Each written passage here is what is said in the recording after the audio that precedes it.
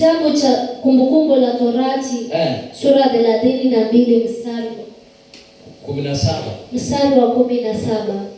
Hapa ndipo tulipo, kwa sababu tulitoa sadaka na tunatoa kwa madhabahu. Pia jua kuna wengine hawatoi dhabihu zao kwa madhabahu, bali wanatoa kwa shetani. Amna tuingia hapo.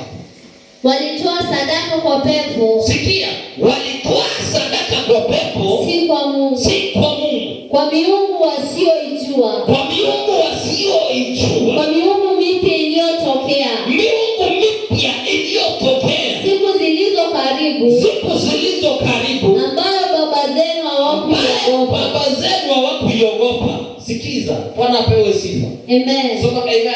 Amen. Walitoa sadaka kwa pepo. Na watu wengi tunatolewa sadaka kwa pepo, ili hali hatujui. Watu wanaenda kutufunga, watu wanaenda kufunga hata biashara, watu wanaenda kufunga maisha yako kwa mapepo. Na nilipokuwa nikiomba nikasema, Bwana, tunahitaji, maana tumetoa dhabihu na tumesimama na watoto na nyumba yako. Kwa nini ninaona kuna giza mahali? Biblia ikasema, nikaambiwa fungua Biblia. Nilipofungua nikaambiwa wafundishe, kuna watu waliotoa dhabihu zao kwa mapepo. Haleluya. Amen. Haleluya. Amen. Bwana asifiwe. Amen. Leo wewe uliye hapa ndiye Mungu anataka utambue, kuna mtu huenda alitoa dhabihu kwa pepo kwa ajili ya maisha yako. Si huyo ashindwe kwa jina la Yesu. Kwa jina la Yesu. Si huyo apondokee kwa jina la Yesu. Amen. Si huyo aondoke katika maisha yako kwa jina la Yesu. Amen. Haleluya. Amen. Walitoa dhabihu zao kwa mapepo. Na haya mapepo Biblia inasema ni miungu ambaye mipya ambaye imekuja. Haikuwa miungu ambaye inaishi. Hakuwa Mungu wa mbinguni. Si Mungu wa mbinguni waliyemtolea, bali walitoa miungu kwa miungu ya mapepo.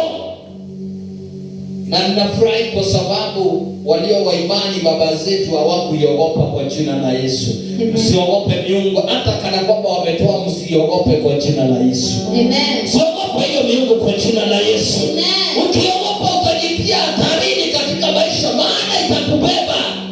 Leo nataka ukuwe mjasiri wa maombi, mjasiri wa kutafuta uso wa Bwana, na usimjaribu Bwana bali muamini nani? Bwana. Chukua hatua ya kuamini. Bwana pewe sifa. Amen. Chukua hatua ya kumwamini Mungu. Hata unapofanya chochote nyumba ya Bwana au katika madhabahu, amini Bwana. Usimjaribu Bwana bali muamini Bwana. Nimetoa Baba na unishikilie. Na Baba ninakuamini pamoja nami umenishikilia. Nimetoa Baba ukanitendee. Nimetoa Baba fanya muujiza, nami Bwana naendelea kukutukuza, na unaamini huo muujiza umetendeka. Amen. Amini muujiza umetendeka. Amen. Kile umetufanya unapopegwa na imani kitatendeka kwa jina la Yesu. Amen. Haleluya. Amen. Usitoe kwa sababu ya kumjaribu Bwana, bali toa kwa sababu ya imani. Atoa kwa sababu ya imani. Amen. Bwana pewe sifa. Amen. Biblia inasema walipotoa, unajua mtu akienda kutoa dhabihu yake kwa mapepo, anaamini hayo mapepo. Anakosa kuamini Mungu, anaamini nini? Hayo mapepo. Na hayo mapepo anaamini ya kwamba yatafanya. Anaamini kama ni kuua, yatakuua. Na anaomba kabisa katika imani yake ya kimapepo, anajua unamalizana na wewe. Haleluya. Sema amen. Amen. Sema amen. Amen. Leo tumekataa, na hiyo uivunje ikiwa maagano na Mungu, na aweka agano na Mungu, uvunje hiyo sadaka ya kimapepo. Kataa hiyo kimaombi kwa jina la Yesu. Amen. Bali usimjaribu Bwana, muamini nani? Bwana. Sema amen. Amen. Mungu alipoona wanatoa sadaka kwa mapepo, naomba ulisomee Zaburi 104 mstari wa 14. Zaburi 104. Kitabu cha Zaburi 104. Mstari wake wa 4. Wafanya malaika zake kuwa pepo. Wafanya malaika zake kuwa pepo. Na watumishi wake kuwa moto wa miali. Sikiza, na watumishi wake kuwa miali ya moto. Sema amen. Amen. Sema amen. Amen. Mungu alipoona wana mapepo wanatolea sadaka, naye akafanya malaika yake kuwa mapepo. Sema amen. Amen. Haleluya.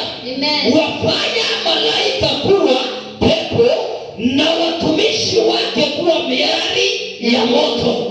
Si Bwana asimame kwa jina la Yesu. Amen. Haleluya. Amen. Mapepo na haya mengine yakutane, yapigane. Na kwa sababu yana nguvu, Mungu alifanya hao malaika wafanane na wao ili waweze kuwapiga, waweze kuwakamata, waweze kuwafahamu haya mapepo. Haleluya. Ndio maana Paulo anasema nilipoenda nikakaa kama wao, ili kama ni kilio nikalia zaidi, kama ni kuimba nikaimba zaidi, nikakaa karibu na wao ili niwatambue. Amen. Haleluya. Ili niwajue, nijue kuwakamata. Alienda akakaa kama wao, akiwakuta wana mapepo anajifanya kuna mingi zaidi ya wale, anaingia mapepo zaidi, lakini ana mapepo. Haleluya. Ili ajue kukamata haya mapepo. Hivyo Bwana akafanya malaika zake kuwa mapepo. Na watumishi kuwa miali ya moto. Na wakinena moto unawaka kwa jina la Yesu. Na leo ninanena nikiwa katika madhabahu moto wake. Moto wake. Haleluya. Kama kuna mahali ambapo mapepo yameficha, yakaanze kuteketea leo kwa jina la Yesu. Haleluya. Yaanze kuteketea, yakose nguvu. Hebu na tuendelee. Maandiko akasema nini? Mstari wa 5. Uliweka nchi juu ya msingi wake. Uweka nchi juu ya misingi yake. Isitikitike milele. Isitingizike milele. Mstari wa 6. Uliifunika kwa vilindi kama kwa vazi. Ndio. Maji yalikuwa yakisimama juu ya milima. Mstari wa 7. Kwa kukemea kwake yakakimbia. Kwa sauti ya radi yako yakaenda zake kasi. Mstari wa 8. Tuendelee. Yakapanda milima. Yakateremka mabondeni. Mpaka mahali ulipoyatengenezea. Mstari wa 9. Tuendelee. Umeweka mpaka yasiupite. Wala yasirudi kuifunika nchi. Mstari wa 10. Tuendelee. Upeleka chemchemi katika mabonde. Zapita katika milima. 11. Zamwesha kila mnyama wa kondeni. Punda mwitu uzima kiu yao. 12. Kando kando ukaa ndege wa angani. Kati ya matawi hutoa sauti zao. Twende Mathayo ile mstari wa 24.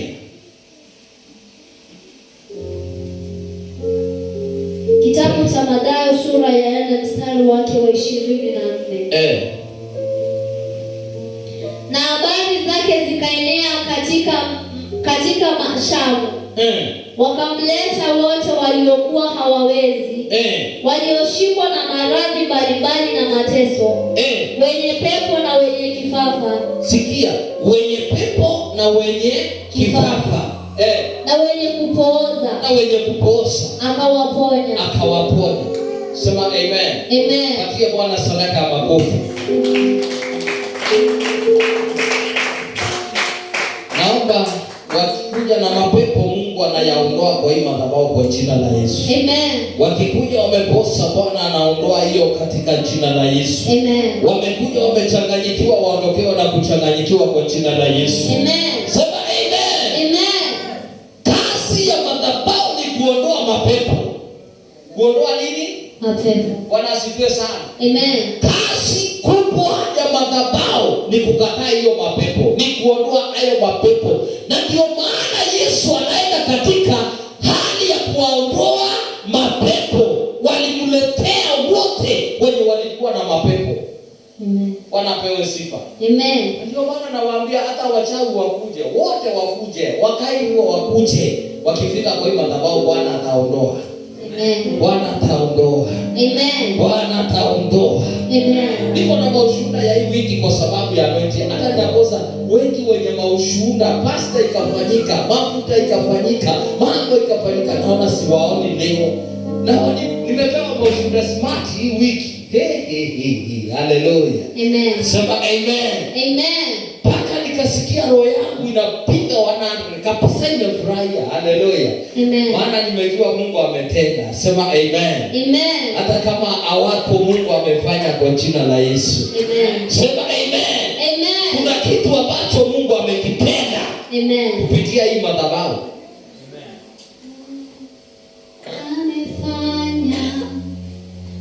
Amefanya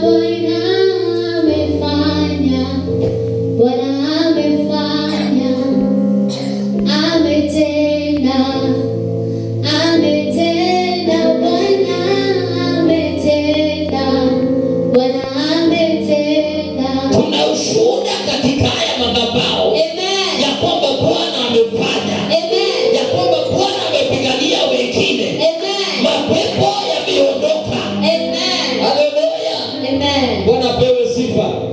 Ukisikia mtu anasema akawa nacho akaniletea pasipo kumuitisha. Haleluya. Haleluya. Nilimpatia akakaa nayo na akakataa naye, miaka imeenda, lakini leo Bwana amekutana na yeye, nikakutana, ameningojea kwa geti ya kwangu, ananiambia hii ndio ilikuwa yako, pole sana kwa sababu ya kukaa naye miaka mingi. Haleluya. Si Bwana warejeshie pia kwa jina la Yesu. Haleluya. Si rahisi kuona mtu amezaliwa 50,000, shika hii pesa hii ilikuanga yako, na mtu amekaa zaidi ya miaka 10 na alimnyamazia na alitoroka. So ikafika siku ya anointing, Mungu akaachilia hiyo anointing, akasema kwa hii anointing Bwana, hata madeni zangu zirudi. Kwenda nyumbani anajiharakisha tu, kuona na ajui ni nini na mharakisha, aendangi nyumbani mapema. Akaniambia sina haraka hata ya kwenda nyumbani, lakini hiyo siku nilikuwa nasikia tu, tulipomaliza ibada nifike nyumbani. Kufika kwa geti akakutana na mtu amekaa hapo tu, amesimama anaangalia barabara. Akauliza nani yule? Haleluya. Sema amen. Mkuta tu kumkaribia, akakutana na yeye akasema, unajua mimi tafadhali naomba tu nisamehe kwa hiyo miaka yote, lakini leo ndio nimepata ile pesa yako, shika. Haleluya. Sema amen. Mafuta yakaanza kufanya kazi. Anarejesha. Si Bwana akufanyie kwa jina la Yesu. Si Bwana akutendee kwa jina la Yesu. Haleluya. Sema amen. Ambia aliye karibu nawe kuna muujiza wako. Mwambie hata kama kuna dhabihu ilitolewa kwa mapepo, hiyo Bwana ameivunja. Haleluya. Amini leo Mungu amevunja. Hebu ndio mstari tena. Kasi ya madhabahu ni gani? Wanapotoa dhabihu kwa mapepo, wanapofanya yote kwa mapepo, madhabahu yanafanya nini? Yesu akasema nini? Hebu rudi hapo. Na habari zake zikaenea katika Shamu yote. Habari zake zikaenea katika Shamu yote. Wakamletea wote waliokuwa hawawezi. Wakamletea wote walikuwa hawawezi. Walioshikwa na maradhi mbalimbali. Walioshikwa na maradhi mbalimbali. Na mateso. Wenye pepo. Wenye kifafa. Wenye kupooza. Akawaponya. Hiyo ndio kazi ya madhabahu. Patia Bwana sadaka makofi mazuri. Hiyo ndio kazi ya madhabahu. Sijui utakavyofanya, ninachojua utatenda.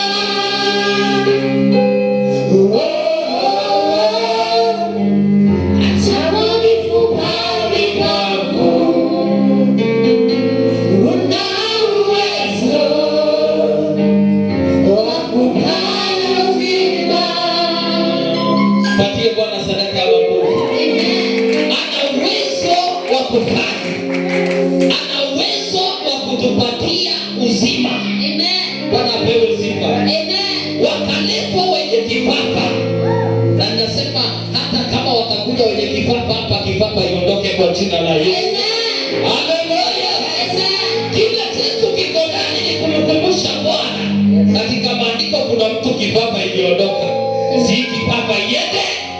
Haleluya. Si kifafa itoke, na inatoka kwa jina la Yesu. Kuna mtu alikuwa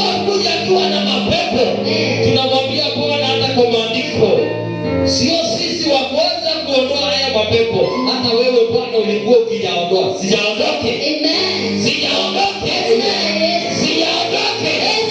Tunamwambia naye mapepo yanatoka.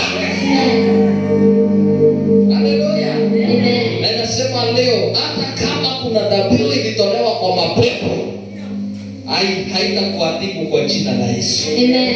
Haitakutesa kwa jina la Yesu. Amen. Hizo dhabihu zao ziwarejee vile walivyozituma. Amen. Haleluya. Amen. Kwa jina la Yesu. Na matamko waliyeyatuma yawakalie wenyewe. Amen. Yawakamate wenyewe. Amen. Yawarudie wenyewe. Amen. Bwana pewe sifa. Amen. Sema amen. Amen. Amen. Tuendelee.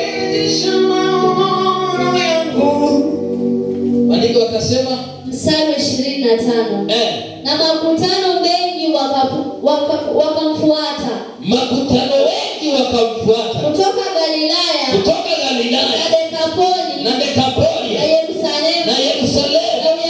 Na Uyahudi. Na ng'ambo ya Yordani. Siwafuate kwa jina la Yesu. Amen. Watawafuata kwa jina la Yesu. Amen. Haleluya. Amen. Na kweli Sunday hakuna mwenye alikuwa anataka kupitwa na anointing. Haleluya. Amen. Hakuna. Na wote walibeba. Haleluya. Amen. Walipobeba wakasema leo wapumzike. Sema amen. Amen. Haina shida, hata Sunday ni siku. Watakuja na watapokea ingine kwa jina la Yesu. Amen. Sema amen. Amen. Naomba hiyo Mathayo 8, nirudishe Mathayo 8 mstari wa 16. Nataka tumalizie. Leo nataka tuwe na nafasi ya kuomba Mungu atuondolee dhabihu ambazo zilitolewa kwa mapepo. Na sehemu hii ya kimapepo tutaifundisha kwa muda ili tuelewe kile ambacho Mungu anahitaji tukipokea. Amen. Kuna mambo Mungu anataka tuyafahamu kuhusu mapepo. Mathayo 8 mstari wa 16.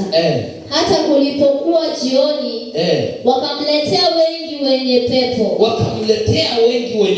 Akawatoa pepo kwa neno lake. Akawaponya wote waliokuwa hawawezi. Hiyo ndio kazi ya madhabahu. Amen. Bwana apewe sifa. Amen. So tunapoomba kwa sababu ya madhabahu tunajua mapepo lazima yatoke. Amen. Sema amen. Amen. Ambia aliye karibu na wewe, madhabahu huondoa mapepo. Huondoa nini? Madhabahu huondoa nini? Mapepo. Na kazi ya madhabahu ni kuondoa nini? Mapepo. Sema amen. Amen. So tuna watu wako nyumbani, tunajua wanaumia, wana mapepo, lakini hatuwashughulikie. Hatuwaleti hata kwa madhabahu, hata siku moja tu waombewe. Tumewanyamazia tu, wanahangaika. Haleluya. Amen. Bwana asifiwe. Hata kama ni mwenda wazimu wewe mlete. Kwani wewe ndio ufanya? Nani ufanya kazi? Si ni Mungu.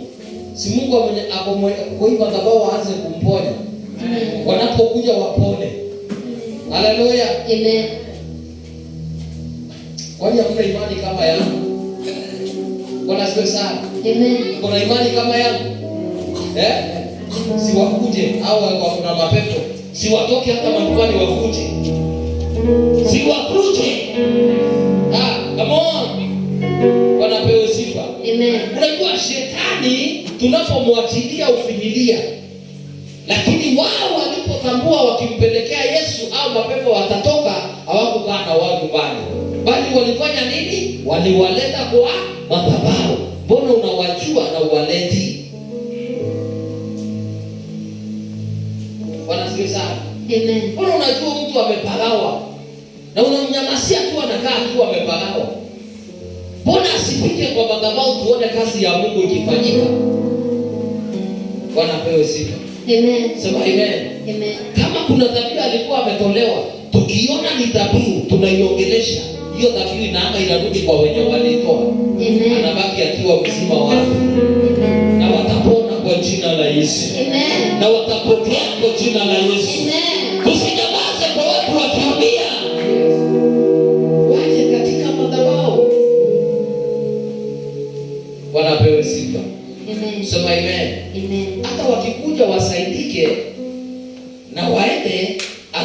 mambo ya kuwauliza. Si chetu na imani yetu ni wasaidiki. Bwana apewe sifa. Amen. Nani ako na imani wadawazimu watatoka na wazimu? Hamna hiyo imani. Huyo mmoja tu ako na imani, najiunganisha na wewe wakuje kwa jina la Yesu na wapone. Amen. Haleluya. Amen. Walipoona Yesu kile kinafanyika, alifanya muujiza.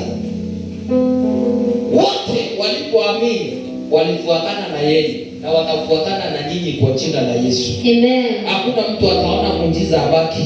Ataona muujiza akimbizane na wewe. Amen. Ataona muujiza ambatane na wewe. Amen. Ataona muujiza aseme na utaniacha tena kwa jina la Yesu. Amen. Naomba wapokee hiyo muujiza mahali wako katika jina la Yesu. Sema amen. Amen. Nina ushuhuda. Tuendelee. Mstari wa 17. Ili litimie lile neno lililowekwa na nabii Isaya. Akisema mwenyewe alitoa udhaifu wetu na kuyachukua magonjwa yetu. Alichukua udhaifu yetu na kuyachukua magonjwa yetu. Kwa hivyo kama uko na imani ya kupona au basi kuwa na ugonjwa. Bwana pewe sifa. Amen. Na leo pokea imani upone kwa jina la Yesu. Amen. Naomba tupokee imani tupone kwa jina la Yesu. Amen. Wacha kusema anaweza. Leo mwambie na Bwana umeniponya. Amen. Haleluya. Amen. Je, sasa hiyo vidole ipone na siku chache tu. Unaambiwa mwezi Bwana, hiyo naomba tu wiki moja Bwana akamilishe hiyo kidole na ifanye kazi Jesus. Amen. Sema amen. Amen. Namtabiria uponyaji kwa jina la Yesu. Amen. Unajua ni muujiza Bwana alikutendea. Haikuenda ni nyama tu ilienda. Ni muujiza. Na hata utaki kushuhudia useme nimeona muujiza. Haleluya. Bwana ndiye sana. Hata kusema niliona muujiza. Nyama ilienda, kidole ikabaki. Bwana ndiye sana. Nyama zilienda, kidole ikabaki. Bado kidole iko na inashika kazi na itaendelea. Na itapona na utaendelea na kazi. Na hiyo ilikuwa pepo ishindwe kwa jina la Yesu.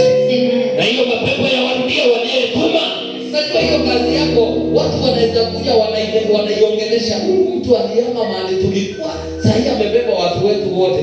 Wanaanza kupanda mbegu ya kimadhabahu. Wewe ujui. Haleluya. Sisi tunafuraha. Hata kuna wengine mtu anaweza kuja akute vile umepanga vitu vite, aende aseme hapana. Huyu wacha niende tu. Aenda namwambia Bwana shika hapa niombee. Mtu amechukua kazi yangu anaitwa fulani. Toa hii anamtolea. Na anapotoa anarudi yeye anakaa tu anakuja kuona kama kuna mafanikio. Akikuta kidole anaenda anamwambia shika ingine. Naona mafanikio yapo. Inakuwa hivyo. Shetani ashindwe. Shetani ashindwe. Watu wachituretinena na urotorapa. Baki apatia ile wakawa alina hawe. Etike ila atiothito ngomuto kolecha wake wono chieto wetata ite kono akawa kinga kyoke na iboru. Shetani ashindwe. Uketoka kioka wetu wakaanza wakena ona ndio kuona metole kitetongi. Hata baya babiye bakona bitongo ngolokia bara. Bakabirio kura kira bakauya ukaikabia tauna brabi ukari. Haleluya. Sema amen. Amen. Kwani imani yako ilikwambia ukienda lazima utauza. Tengeneza utauza. Bwana pewe sifa. Amen. Tengeneza kitu ambaye haina customer na itakuja ione customer. Mara hiyo ukienda kama mtu anasema, "Hika kitu bwana, kambe nivutia pesa ngapi?" Nende 10,000, nasema ndio hiyo shika. Anabeba anaenda unatengeneza ingine. Amen. Wanapewa sifa. Unajua wanabiashara wacheni kukosa imani. Mimi nasemanga kwanza mtu anauza nguo na imani kubwa sana. Wewe sasa nimekaa kwa muda sijanunua nguo. Lakini yeye ametoa kila siku nguo ziko wapi? Ziko hapo anauza. Customer niko hapa. Wakikuja tu wanamkuta hapo. Ako na imani kubwa kuliko yule anauza getheni. Unajua mtu wa Gethsemane lazima tu anajua watu watakula na mwenye nguo ndio ile hapo urangure. Bwana asifiwe sana. Amen. Haleluya. Amen. Wewe hapo urangure. Unafaa ujiulize. Mara ya mwisho kununua nguo ilikuwa lini? Hapo kila siku anaongojea watu wa kufanya nini? Wa kununua. Watu wameisha kwa barabara. Watu wameisha kwa maboma. Si lazima wakuje kwa biashara na wanunue.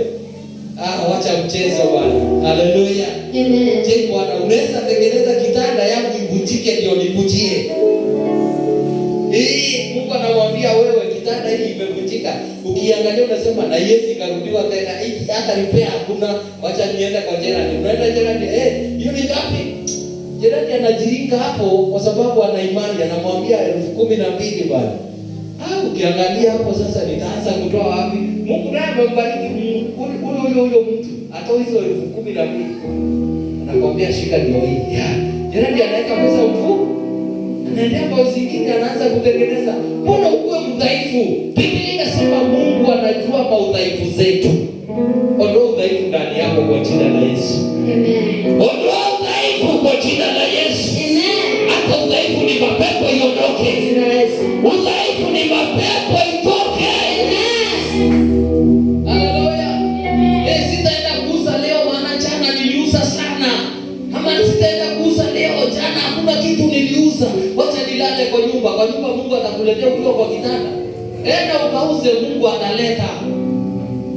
Bwana asifiwe sana. Amen. Haleluya. Amen. Kwa sababu haukuuza jana uende kuuza, kuna madhabahu yamejengwa hapo, unaambiwa kaa kwa nyumba, usiuze au usiende kufungua, wewe ufungue. Wewe uletaki watu, watu ndio unaletaka watu wenye wanakuja sokoni.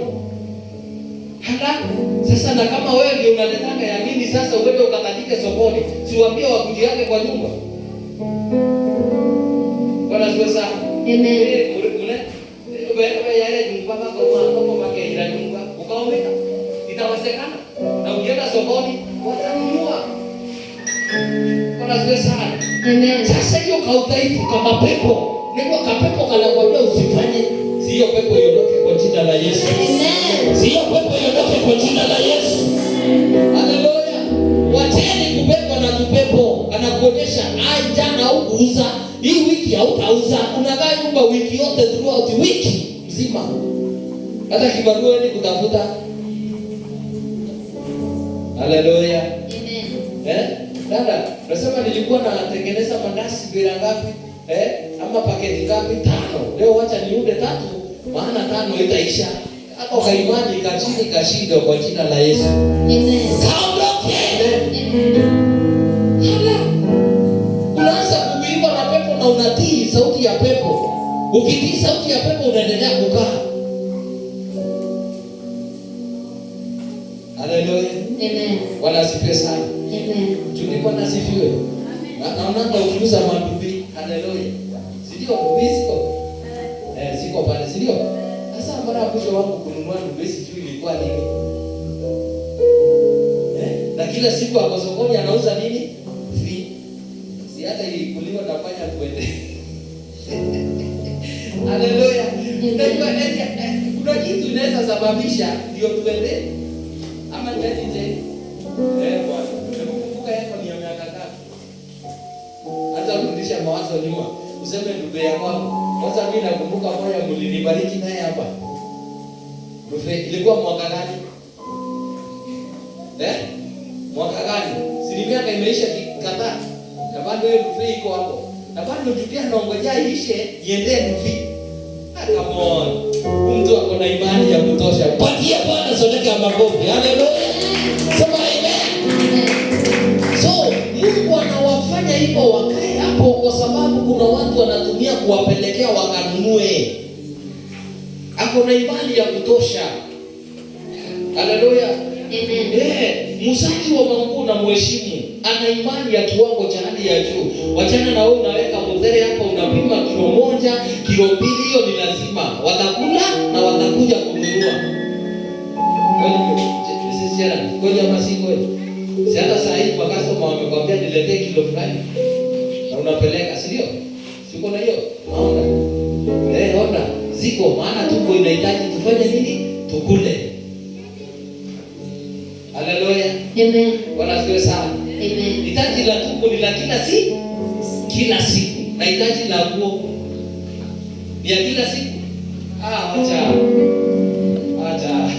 Nifanyia mahesabu ya nguo. Mahitaji ya nguo ni ya kila siku. Si ya kila siku. Kweli ama si kweli? Bwana asifiwe sana. Kuzo, Bwana asifiwe. Ni ya kila siku. Lakini tumbo, kuna mwenye sahihi akikosa rangi atasema na hizi kisukushuku nisikilie nitaanguka. Haleluya. Amen. Bwana asifiwe sana. Amen. Nisikilie nitafanya nini? Nitaanguka. Bwana hitaji la chakula ni la kila siku. Lakini nguo, huyo mtu mheshimu ako na imani. Si umpe Bwana sadaka ya makofi. Haleluya. Amen. Sema amen. Hiyo ndio neema Mungu ametuletea. Bwana ametupatia neema na kibali. Bwana ametupatia ushindi. Bwana ametupatia uwezo wa kutafakari, uwezo wa kukaa na Mungu, kuwa na imani. Ambia na wewe, aliye na wewe, usimjaribu Bwana, kaa na imani. Ule eka kugeria Mungu. Ni anomba babano bitakia ili tumogeria Ngai. Ito urimo mwere mwathani na ibiche Mungu ana yayo ndo gethakia ukombana. Ayombe yakaombeka lietone na Yesu. Amen. Yombe yakaombeka lietone na Yesu. Amen. Yote yanawezekana. Yes. Kuna mzee nakumbuka siku ya mwisho kuwa kwa hii kanisa aliimba wimbo akasema yaombeka lietone ya Yesu. Nikiimba hiyo mtamkumbuka ni nani? Wale wa kitambo pale. Haleluya. Aliimba tu yaombeka yetoendelea Yesu, yaombeka yetoendelea Yesu, eorodia bombekaga yetoendelea Yesu, yaombeka yetoendelea Yesu. Alipofikia maiki hiyo aliimba akiwa amesimama anakujia maiki. Alipochukua maiki akaimba wimbo, mwambie Farao nimeokoka, sitarudi tena Misri, naenda Kanani. Mwambie Farao nimeokoka, sitarudi tena Misri, naenda Kanani. Alipomaliza hivyo akaongea, akatoa ushuhuda wake, akasema kuna jina alikuwa amepewa ile ya kiujana, akaongea akatoa ushuhuda. Aliporudi kwa kiti akaambia mzee mmoja, wewe kwa hii kiti usiwahi ondoka, na kutoka hapo uwe mshuhuda wa neno la Mungu. Tulipomaliza ibada, kuwa kwa ibada alisema, na kama nimewakosea mimi munisamee na munisamee. Nikaangalia mzee nikaona huyu, haleluya. Sema amen. Amen. Alipoenda kazini na akaripoti kazi yake, akakaa chini, alienda akiwa amelala hapo. Kesho yake nilikuwa Monday, nikapiga simu, hello, tunaona hapa hospitali ya mtu anaitwa fulani, unaweza ukamjua? Nikamwambia ni mzee wangu wa kanisa, kuja. Kwenda hospitali nikaambiwa toke mochari. Kwenda mochari nikakuta mzee ako hospitali amemaliza. Alimaliza kazi. Haleluya. Bwana asifiwe. Amen. Kitu ya kwanza alitubu dhambi, cha pili akaomba msamaha, cha pili akaanza amemwimbia Mungu, cha tatu akapeana kazi yake kwa mwingine. Nani alijua? Haleluya. Amen. Hayo yameishi kwangu, maana mimi ndiye niliyeyasoma kama baba yake wa kiroho. Na ukweli nilienda kumzika, na tukaenda tukamzika kama kanisa. Unakumbuka mzee Barado? Tena ni sahihi amekumbuka. Haleluya. Ndio mzee alikuwa anaitwa Barado. Sikiza nikwambie, hadaa moyo wako wakati wowote. Nani alikuwa anajua ataenda? Nani alikuwa anajua? Si alikuwa na afya ya mwili? Si alikuwa anaruka sana? Si alikuwa anaimba sana? Haleluya. Amen. Tulianza na huyo mzee mzee kitambo alikuwa analala chini ya mchanga ukiwa kumeng'oa mara. Analilia Mungu, anamwambia Bwana tubariki, Bwana tukumbuke, Bwana tufanyie. Siku moja akakuja akaniambia, na wewe familia yangu, wewe ndiye baba yao, na uwakumbuke kuwa unawaombea, uwakumbuke kuwa unaongea na wao. Sasa yule aliyenipatia wa kuongea naye akamleta kutoka Nairobi, akamwambia, sikiza nikuambie na unitii sauti yangu. Mimi nilitukanwa na bibi yako, na kwa hivyo hata nikifa bibi yako asinizike, na akinizika unifuate. Haleluya. Ni mzazi anaongea. Ukinizika, ukikubali bibi yako anizike, ufanye nini? Unifuate. Kulikuwa na kijana hapa kwa hiyo madhabahu akiongea na yeye hivyo. Wakati aliongea akamwambia, enda umwambia kama nitamsamehe, hata kama nitakuwa nimekufa, msamaha wangu akuja kwa huyu mzee. Huyu ndiye baba yangu na ndiye nimewaachia, akuje mpaka hapa. Mzee akaenda akakufa. Nikapiga simu nikamwambia mzee amekufa. Sikia nikuonyeshe vile Mungu huunganisha. Haleluya. Nikamwambia mzee amekufa. Wakakuja hapa kwa kanisa tukakaa na wao kama familia. Nikamwambia kila kitu yenye mzee alikuwa ameongea. Nikauliza kijana yake, bibi aliambiwa? Akasema ndio. Uliambiwa hivyo? Ndio. Sikia nikwambie. Wakaenda. Alipoenda bibi yake, mama yake, wazazi sikizeni. Achia nibondikere. Kuna kitu ambacho saa zingine kama wazazi tunafanya kitu kweli na inafanyika haraka. Sikia nikwambie, usicheze na matamko ya mchazi kama kijana ama mtoto. Bwana pewe sifa. Amen. Sijui kwa nini hii imeingia, haikuwa topic. Lakini ukisikia mzazi ameongea, hii sauti ya nani? Ya mzazi. Kijana aliachilia bibi yake akamzika mzee, na akakuja mochari akaona mwili na alikuwa amekatazwa. Mzee tukamzika kama leo, ikamaliza miezi 3 peke yake. Mwezi wa 4 kijana akakufa. Kijana yake mkubwa mwenye aliambia hivyo naye akakufa. Alipokufa mimi niliwaambia, usimeniambia sikuji kwa hiyo mashishi, kwa sababu kenye kimekula kijana ni kutotii sauti ya nani? Ya baba. Angetii sauti ya baba angekufa. Tumekataa sauti za wazazi kwa muda. Tii sauti ya mzazi kwa jina la Yesu. Amen. Nyenyekea kwa mzazi kwa jina la Yesu. Amen. Jirani, wacha nikwambie, hata kama mzazi wako hako na wewe ni mzee, kiwango cha watoto wamefikia umri wa kuitwa wazee, sikia nikwambie, bado wewe ni mtoto wa huyo mzazi. Haujazeeka ama umezeeka amezijera? Hakuna. Tuko na mami wetu, tuko na mami wale wale. Unaona ni mzee. Amezeeka ama hajazeeka? Ako na watoto ama hana? Akiambia watoto wakose kutii na nyamaze, na sijui kwa nini nimesema hivyo, nasema ulimi wako ubariki watoto. Bwana siwe sana. Amen. Acha nikwambie nikiwa kwa hii madhabahu. Sasa wewe, mimi ni mtoto wako, lakini kwa leo mimi ndiye baba yako wa kiroho. Bariki watoto wako. Kwa jina la Yesu. Sema amen.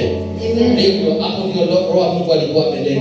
Tutii sauti ya wazazi kwa jina la Yesu. Amen. Isiutubu tu umefika wangu. Hebu narudi kwa hiyo mstari ambao nilikuwa nafuata, nirudi kwa injili. Haleluya. Sema amen. Patie Bwana sadaka ya makofi kila mmoja. Haleluya. Ndio ukifika unakuwa sawa, unakuwa tuendelee. Mstari wa 18. Naye Yesu alipoona makutano mengi yakimzunguka, aliamuru kuvuka kwenda ng'ambo. 19. Ndio.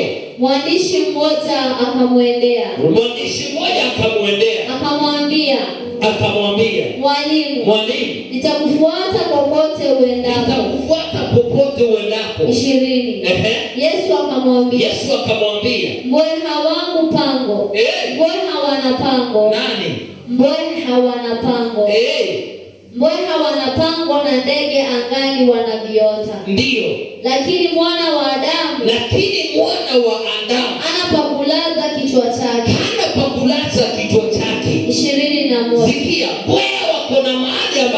wanaweza wakakaa, na ndege wangani pia wako na mahali wanaweza wakalala. Haleluya! Lakini mimi mwana wa Adamu sina mahali ya kulala. Sasa unanifuata ukalale wapi? Haleluya! Bwana asifiwe sana. Yesu anamuuliza, jamani, ukinifuata utalala wapi? Mimi sina mahali pa kulala, sina mahali naweza sema nimejenga nyumba na hii nyumba ndio nitaingia nilale. Tunaenda kulala na wewe wapi? Unasema unanifuata. Alikuwa anatazama huo moyo. Sema amen. Amen. Haleluya. Bwana utazama mioyo yetu jinsi ilivyo. Hebu natuendelee. Akasema nini? Mwingine katika wanafunzi wake akamwambia, Bwana, nipe ruhusa kwanza niende nimzike baba yangu. Nipatie ruhusa nikazike baba yangu. 22. Akamwambia nini? Lakini Yesu akamwambia, nifuate. Waache wafu wazike wafu wao, na ni babako. Haleluya. Amen. Sema amen. Amen. Baba mzazi amekufa. Sasa na Yesu anakuambia usiende kumzika. Wana wako huko ndio maiti wazika maiti wenzao. Bwana asifiwe. Amen. Sema amen. Inamaanisha nini? Inamaanisha nini katika ulimwengu wa roho? Haleluya. Amen. Bwana asifiwe. Amen. Ndiyo. Inamaanisha nini? Hadi watoto wenye nalea. Inamaanisha nini? Wafu wazike wafu. Wewe mfuate tu. Haleluya. Amen. Jirani. Nimekukanya. Na mzazi na amekuzaa. Sasa wacha niende nikamzike amekufa. Nikwambia hapana, chana na huyo. Tuendelee na safari yenye tulikuwa tunaenda. Kama ulikuwa unifuata, si unifuate wewe. Kumbuka mwingine amemwambia sina mahali ya kulazwa na wewe. Mahali pa kulala na wewe sina. Na wewe baba amekufa. Hapana, achana na hiyo. Ni maiti maziwa wazike wengine. Wewe tuendelee. Bwana asifiwe sana. Amen. Sema amen. Amen. Siupatie Bwana sadaka ya makofi kwa jina la Yesu. Nani ataniambia alikuwa anamaanisha nini? Tafsiri iko na mambo mingi sana. Haleluya. Alikuwa anamaanisha nini katika ulimwengu wa roho? Sasa ndiki tunaingia kutafuta kwa Biblia, kwa simu. Hautajua haraka. Lakini hata ulimwengu wa roho Yesu kakwambia kwa haraka kutafuta. Hebu niambie inamaanisha nini? Si watoto wanalea kesho naweza wapatia madhabahu waendelee. Inamaanisha nini?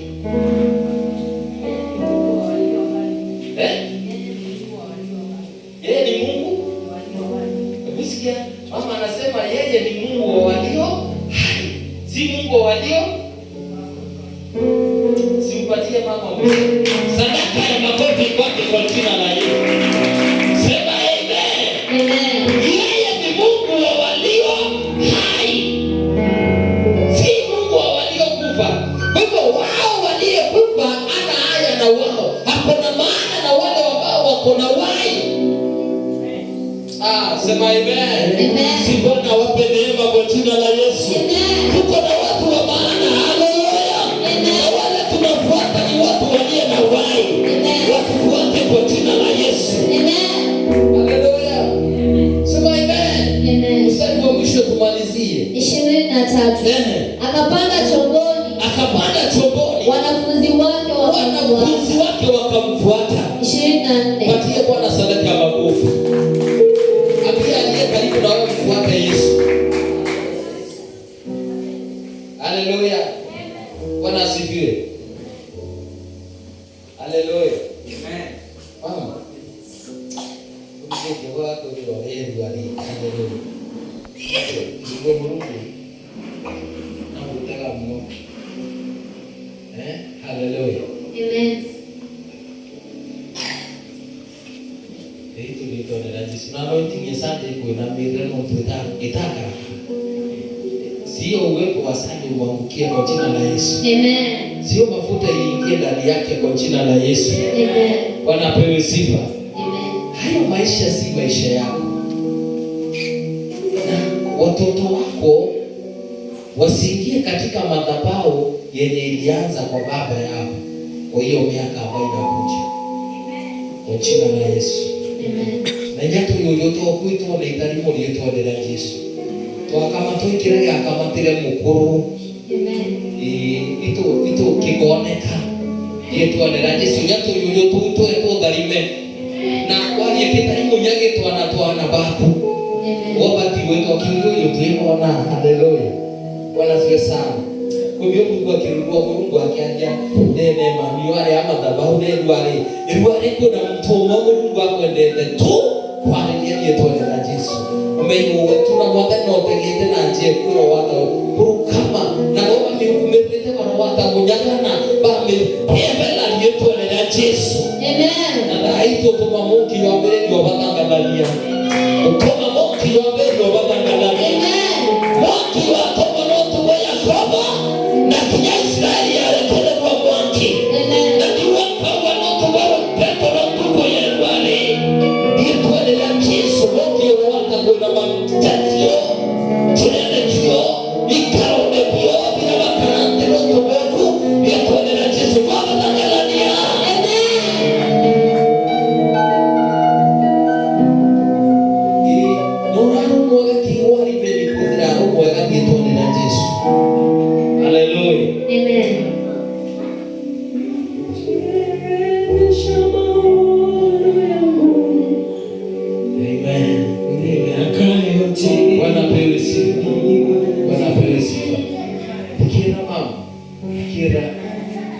Fikira na mwire iwarende madhabahu mecha na wandikana mmemeri yegitatu wako yethakira mwathani atithiko thithio turone bwako meri yethatu wetu mweri wapi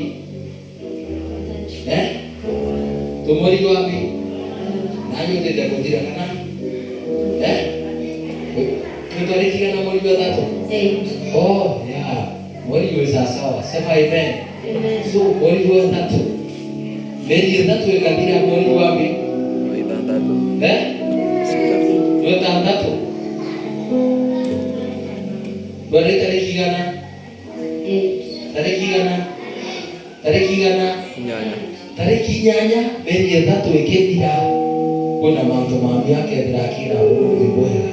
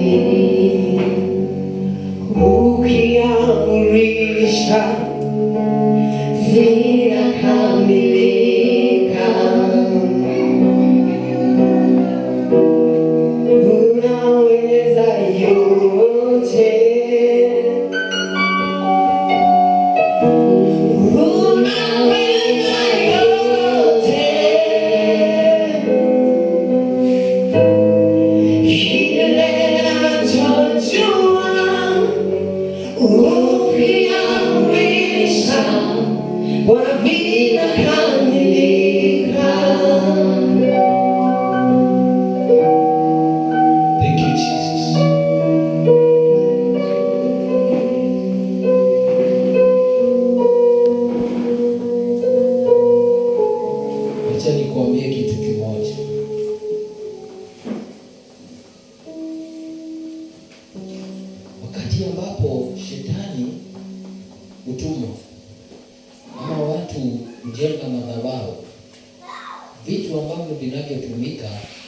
hatuelewi, tunaonanga vikiwa vitu vya kawaida. Hata inapokuja kwa nyumba unashukulia hii ni kawaida, maana unaionanga na unaisikianga.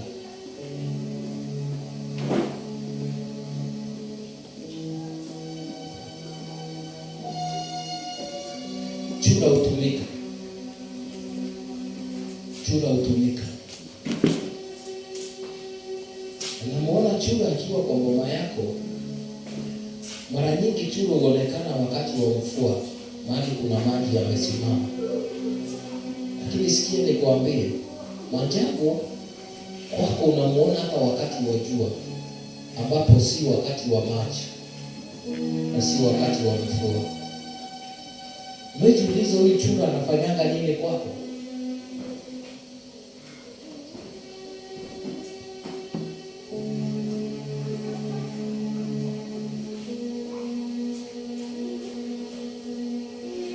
Hiyo message hapa.